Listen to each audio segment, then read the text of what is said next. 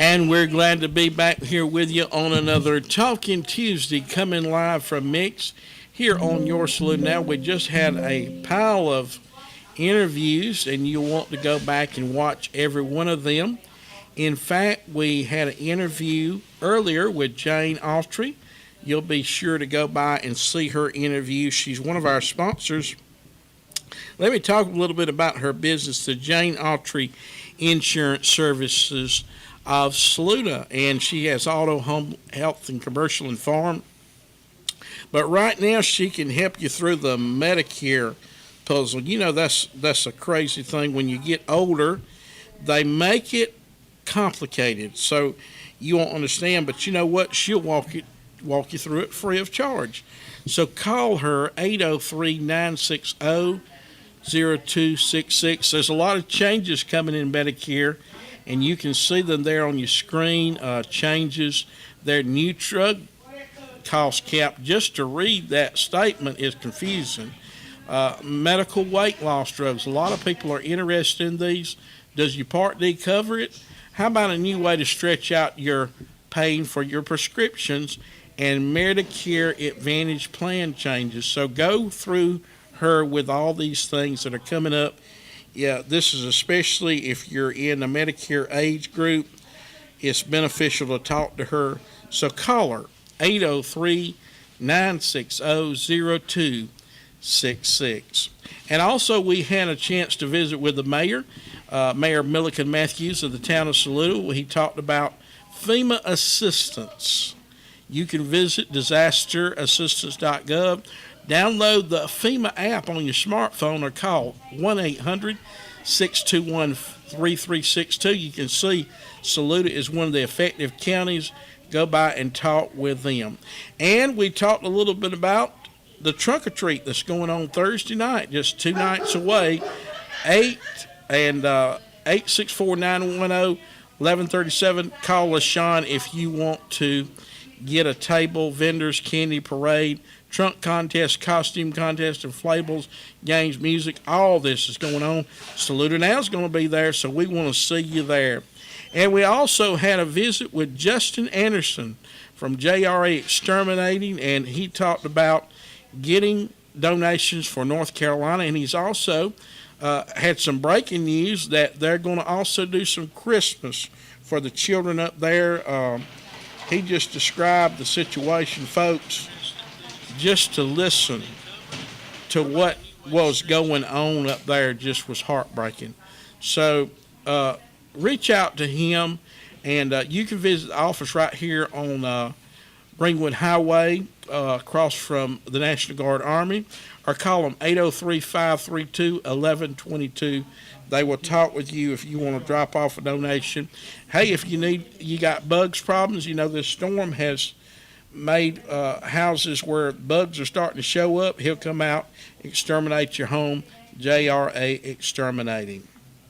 And of course, we had a great interview with Coach Rod Lark. He always comes by this time of the year and talks about the Shrine Bowl, and we want to be a part of that, and you can be a part of that this weekend, as there's a 2-man scramble out at Persimmon Hill. Registration at 8 a.m., tee off 9 a.m. You can call 803-317-9533 and talk to David Padgett. He'll get you signed up. But we're glad to be back here with you on another Talking Tuesday, and we got somebody very special, and he is no stranger here. He has been on here before, early as he announced his campaign. Mike Bedenbaugh. Mike, thank you for joining us on Saluda Now. It's always great to be here, Bert. Thank you so much for having me on. And it might be Mike Bedenbaugh if you're on the other side of the That's Saluda right. River. That's right. Family name with a lot of ways to say it. But we appreciate it. And first, before we get started, how's your campaign been going?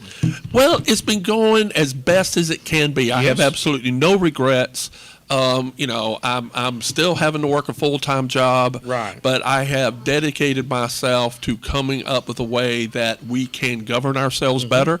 As you know, I am a constitutional conservative, and I have chosen the route of independence and not being part of the party apparatus because, one, I would have never been able to communicate the mission I have with to revive our republic like I wanted to if I would have gone the route of Republican, because I didn't have $800,000 to compete in the primary system like Sherry did. Yeah. And tell us, you are candidate for the third congressional For the district. third congressional district, for Jeff Duncan's seat, as member of the Alliance Party. But Right. Alliance Party basically is a non-ideological party that elevates independence.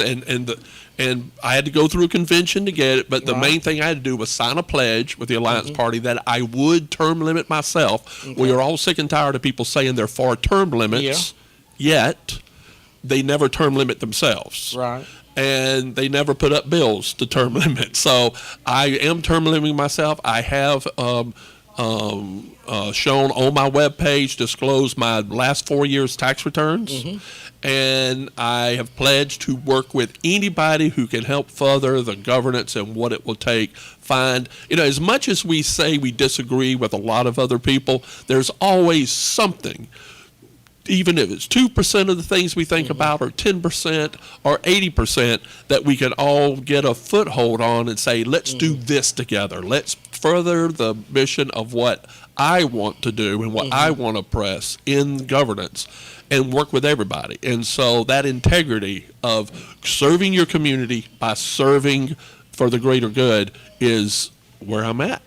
And the third congressional district covers a big territory. It covers a big territory. It is on this side of Saluda River, Edgefield, Saluda, and then all the way up to Pickens, Oconee. Wow. And on the other side of the river is all of Newberry, Lawrence, and the southern third tip of Greenville County. The line is between Simpsonville and Fountain Inn. So everything south of Simpsonville is in the district too. So you've been covering a lot of territory in your truck, haven't you? Been covering a lot in my truck yeah. and my old beat up Chevrolet that I drive around. Yeah. And I have been handing out flyers. But the big thing that I've been doing, and this is one of the things that I really want to build my foundation on, was my new book. All right. Which Tell us is about it. Reviving Our Republic. And I came up with this several years ago. And I realized that when I run, I want to get this articulated. So what I did, I came, my life has been serving the military. I was in the Navy 5 years. But when I went to school after I got out of the Navy, I majored in Soviet studies, back when Russia was called the Soviet Union. I took Russian. I took political science. I'm a big history buff. And I have always had a sense of how do we govern ourselves in service of that. I was actually on the town council in Prosperity. I was chairman of the Board of Zoning Appeals in Newberry County. So I believe that's important, but I've always had my eye on, once I get to the point when I retire from preservation, when I retire from my career, I'm going to dedicate my time to that. And recently, my most recent job was running the statewide preservation organization, Preservation South Carolina, which was dedicated to saving places that matter, places that help define communities. And through that, I did community development. Well, since I left that, I've gone into real estate now and focusing with Christie's International and SVM Blackstream Commercial, focusing on historic properties. Right. But this is my mission for the bigger place that we need to save, and that is the place that is our republic. And so I was inspired by two things. One, Martin Luther, when he nailed his 95 Theses on the door of the church in Wittenberg, Right. and basically was trying to deal with the indulgences of a corrupted Catholic Church. And so I thought that was the perfect symbolism for what I believe has been the corruption of the indulgences of our federal government, of what it's turned into. And then also inspired by George Washington, who I believe this nation would not exist without George Washington. It would not have happened. We have a lot of other founding fathers, but he was the man that led a ability to create a union out of a group of people that really, a lot of them didn't like each other. and where so many revolutions around the world, whether you look at the French or the Russian or any other revolution, almost universally, they devolve into civil war, because the people who start revolutions usually know how to tear something down, but they don't know how to build. Right. Our founding fathers, I call them architects of a nation, was able to build something. And Washington's leadership was able to set the tone that stalled our, what I believe, inevitable civil war 7 years, so that constitutional law could get such a foothold in the psyche of our governance that it wasn't destroyed. So that's where I came up with the book. And inside this are 40 policy points that I want, that will be my priority. And the big picture of it is more responsibility from representatives, term limits, not trading in stocks while you're on the serving, any funds you have in stocks while you're serving and voting for or against corporations must be put in a blind trust. End omnibus bills, these huge bills with dozens of different things that have nothing to do with the title. And making sure that once you serve, the time you serve, you cannot jump into a lobbying organization, leverage all your relationships, and make millions of dollars a year lobbying for corporations for instead of serving constituents. So those are the type of things I want to end. But the other thing that we have to think about is the corporatization of our society, especially in healthcare. Because your listeners sitting here in Saluda, where do you go to have a baby? So you have to drive. And what we have seen over the past 30 years is a destroyed rural healthcare system because of the corporatization that has been allowed. So here's an example. I just want to give some numbers so everybody can think about this. In 2022, the number of physicians that came out of medical school was 21,000 new doctors all across the nation. Now, that sounds like a pretty good number of people. Unfortunately, however, in that same year, 71,000 left with a whole of 50,000. 40 years ago, 96% of all medical practices were private, independent, sole entrepreneurial practices. Now only 16% are. Everybody else are now employees.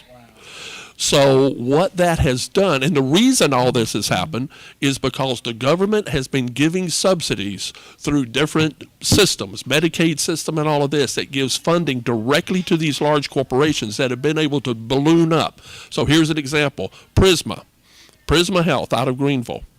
They received in 2022 $413 million from the Hawkeye program. The Hawkeye program is one that was to replace this.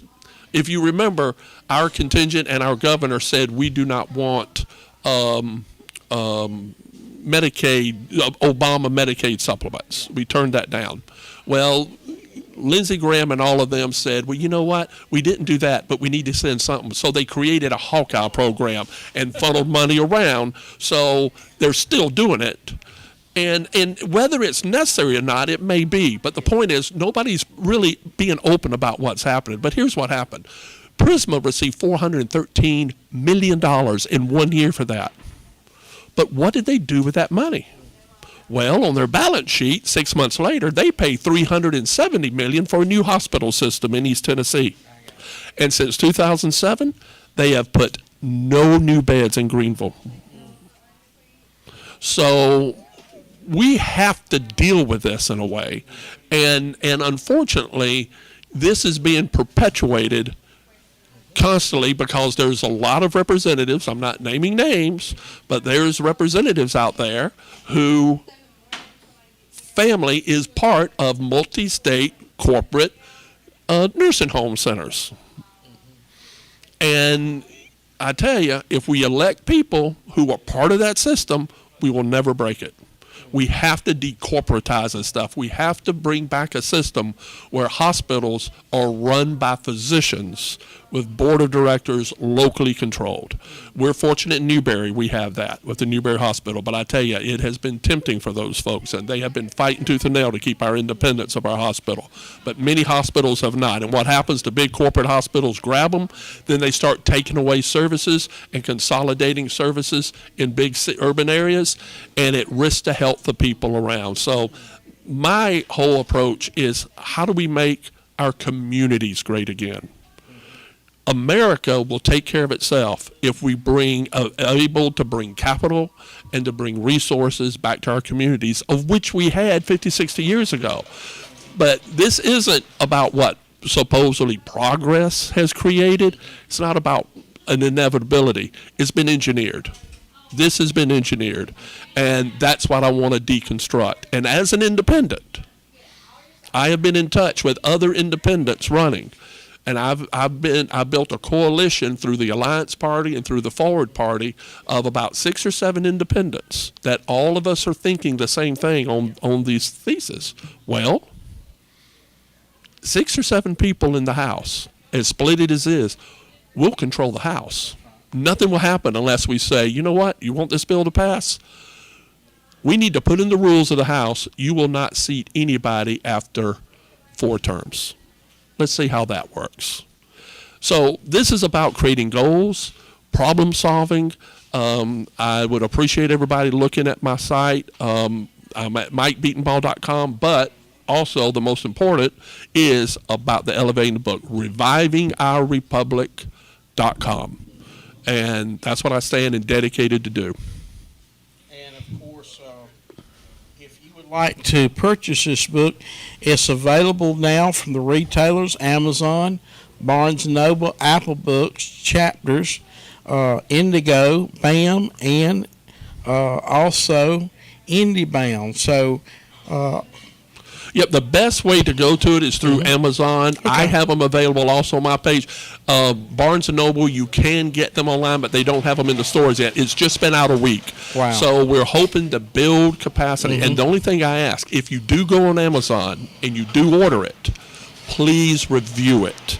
Because one of the secrets in me going national with this, which I intend to do, whether I win this election or not, I'm going to make this a national movement. That's good. And for me to do that, I need the reviews up, because if I can get 30 reviews in a 2 or 3 week period of time, it will elevate the algorithms of Amazon, and it will show up in everybody's feed. Anybody that pops up looking for something to do with America, politics, my book will be most likely to show up as a suggested pick.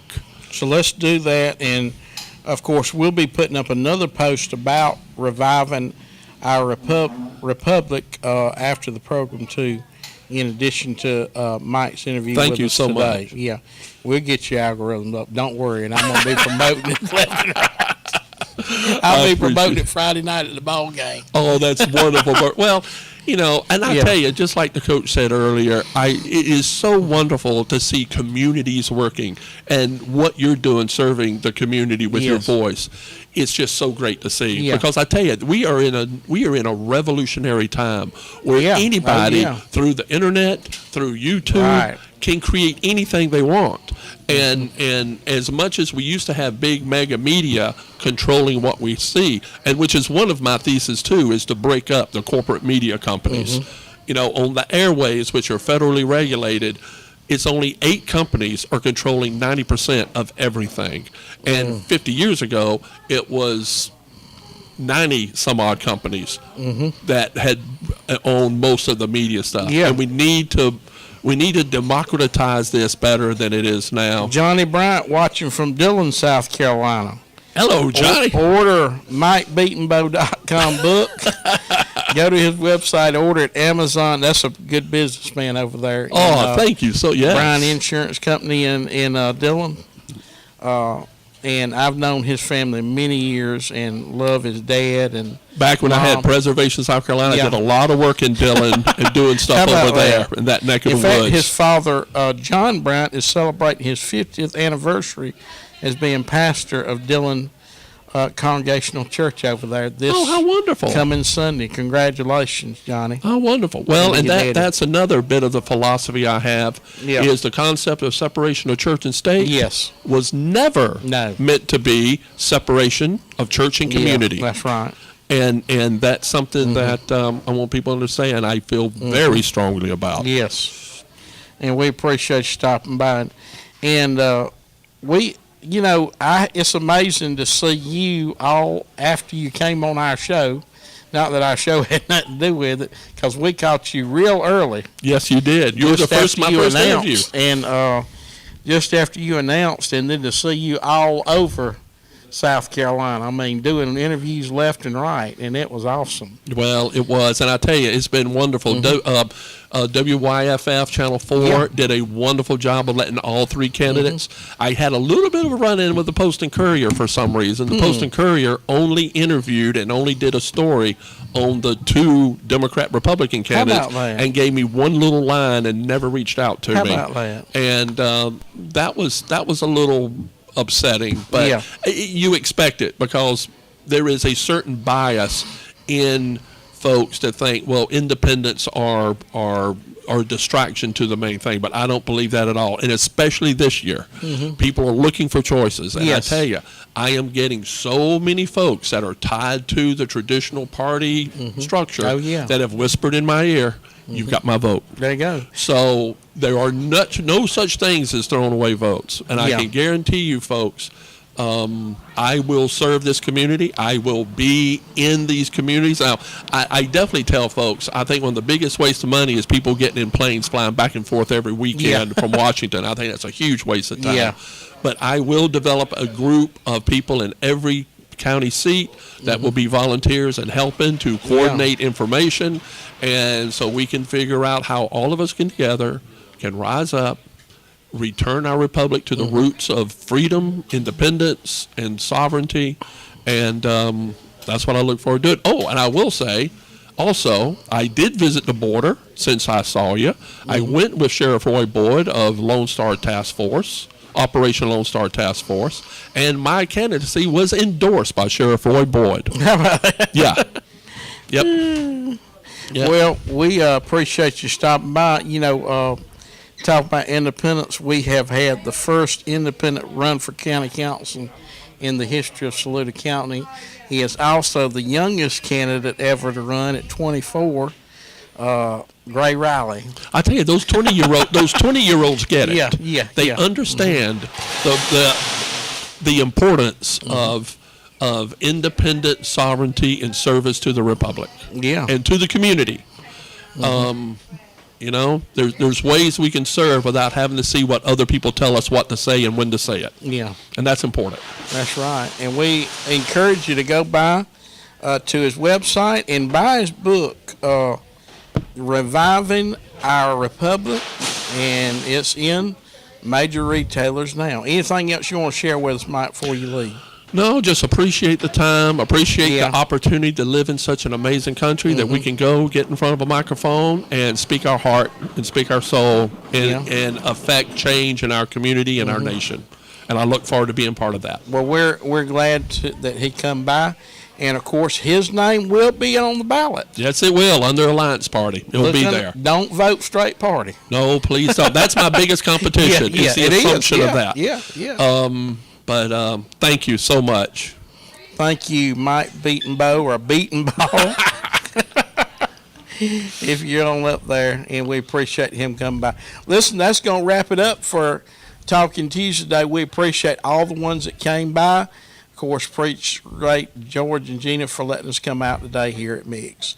Y'all have a wonderful day, and listen, we'll see you Thursday night at the Trunk or Treat in Saluda. Have a good day, everybody.